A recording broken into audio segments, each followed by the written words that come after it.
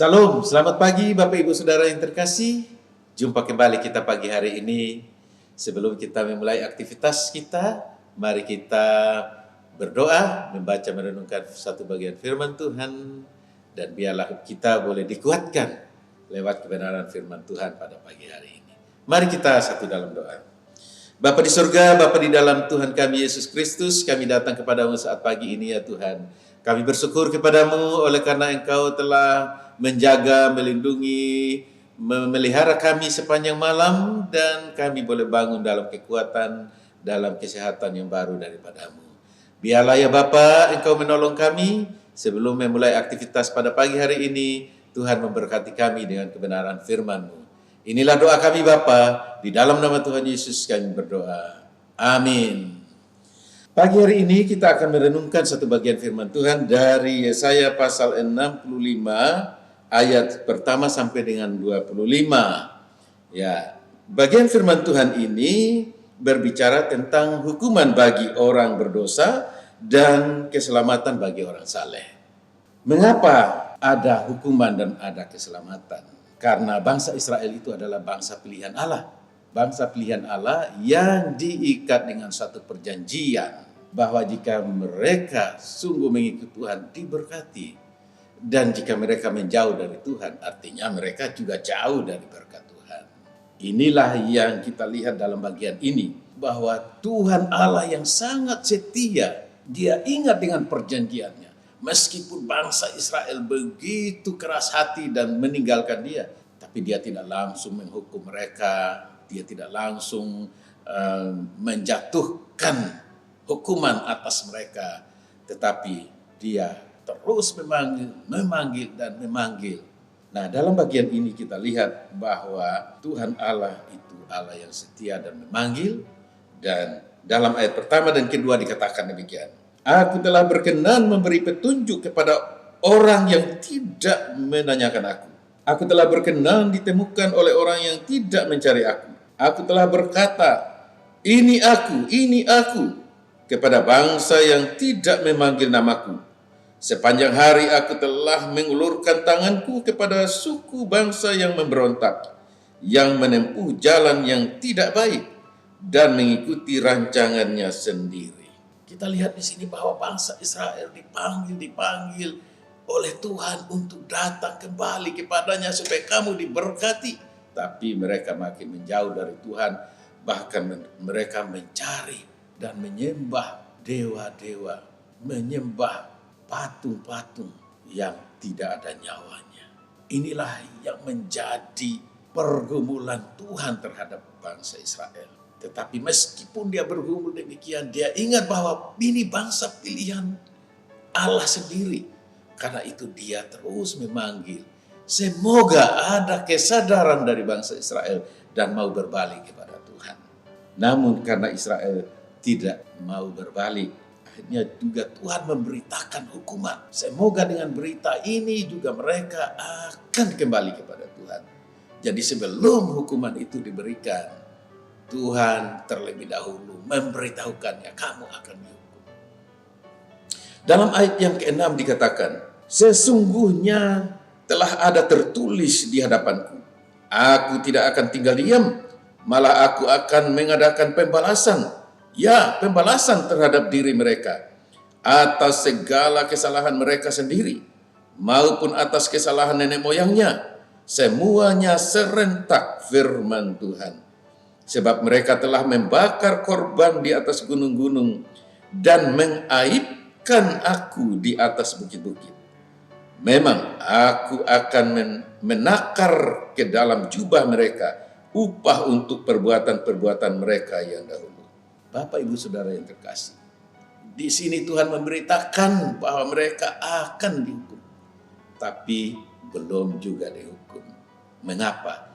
Karena Tuhan mengharapkan supaya mereka tobat ketika mendengarkan hukuman yang sesuai dengan janji pada waktu Tuhan memanggil mereka.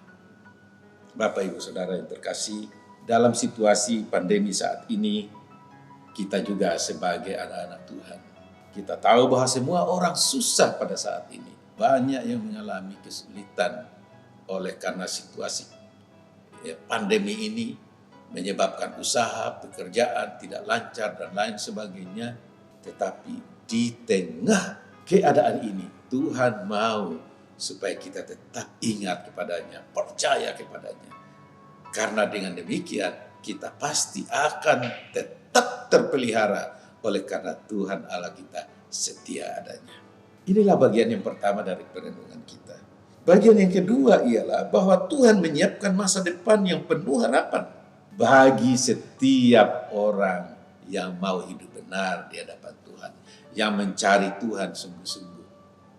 Pasti Tuhan akan berikan jalan keluarnya, karena tidak mungkin Dia membiarkan umat pilihannya, termasuk kita sekarang sebagai Israel yang baru di dalam pemilihan Allah.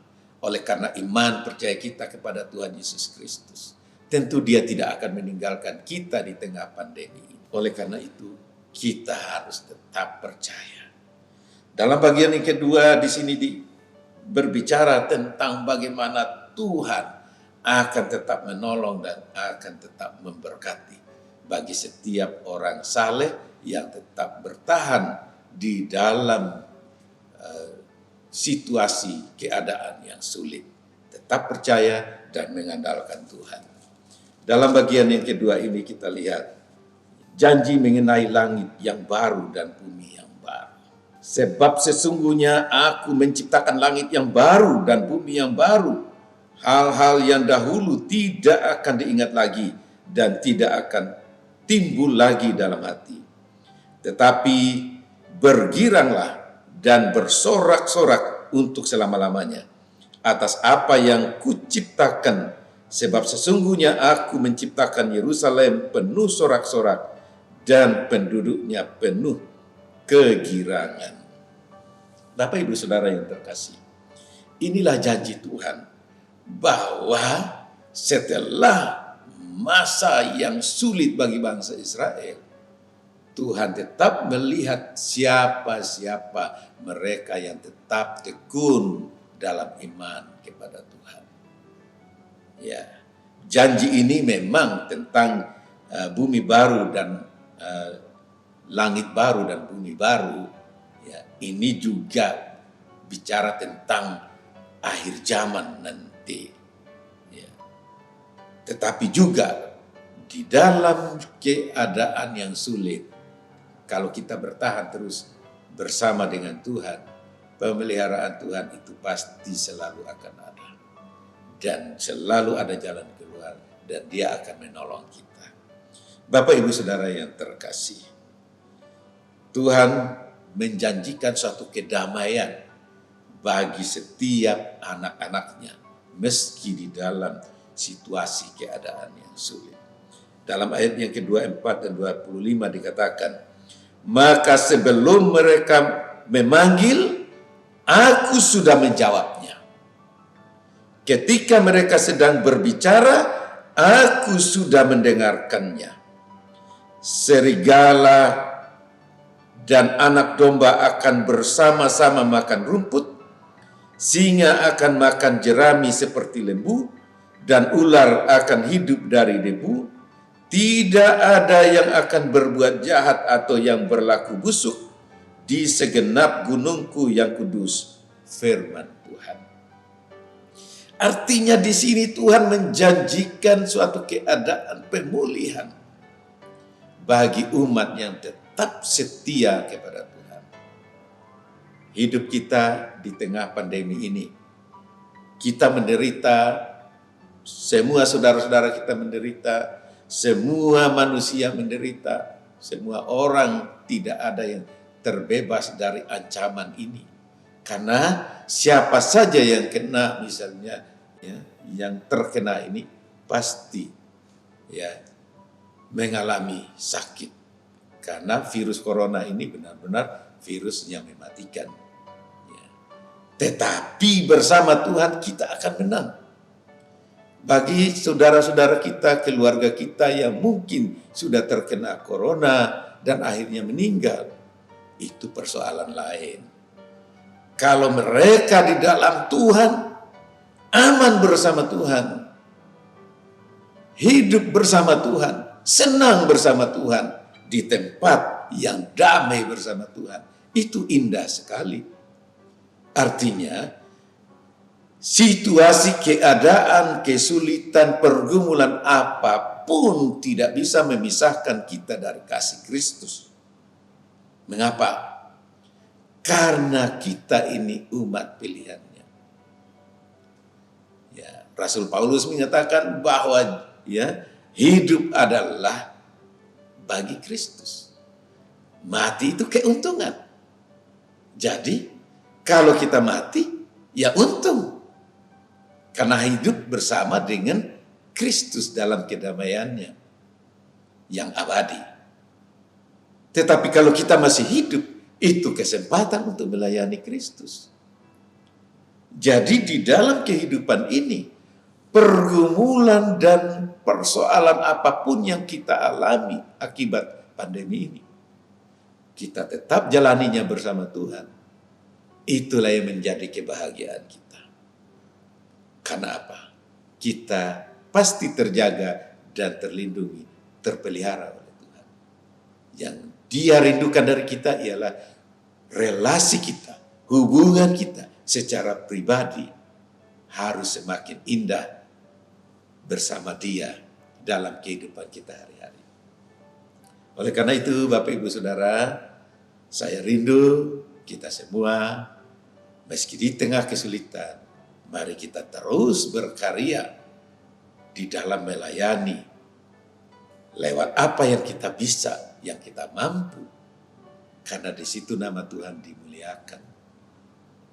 Saya sendiri juga bersyukur karena gereja kita juga memberi perhatian dengan membagikan sembako kepada mereka jemaat yang mengalami kesulitan oleh karena situasi keadaan ini.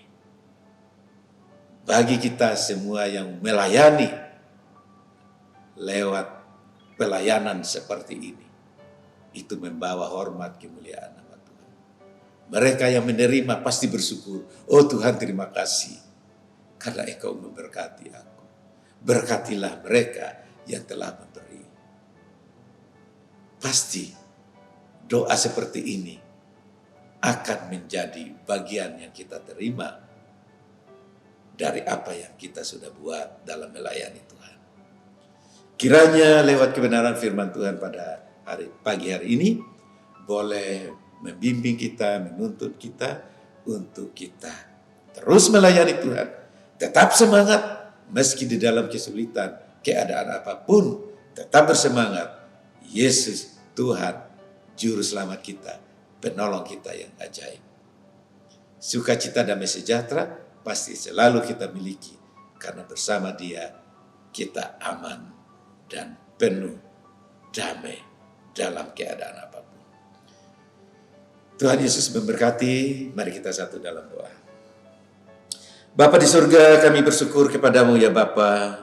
Terima kasih untuk kebenaran firman-Mu yang boleh mencerahkan kami pada pagi hari ini. Engkau Allah yang setia dengan janji-Mu, dan Engkau Allah yang akan tetap memelihara kehidupan kami, anak-anak-Mu yang selalu setia kepadamu. Meski di tengah keadaan ini banyak pergumulan, tetapi satu hal yang Engkau minta, supaya kami boleh tetap setia dengan Tuhan. Kami yakin, kami percaya Engkau Allah yang setia, lebih setia dari kami. Engkaulah yang akan selalu memberkati kami, bagi yang berusaha, bagi yang pelayanan. Biarlah Tuhan terus boleh memberkati kami sekalian.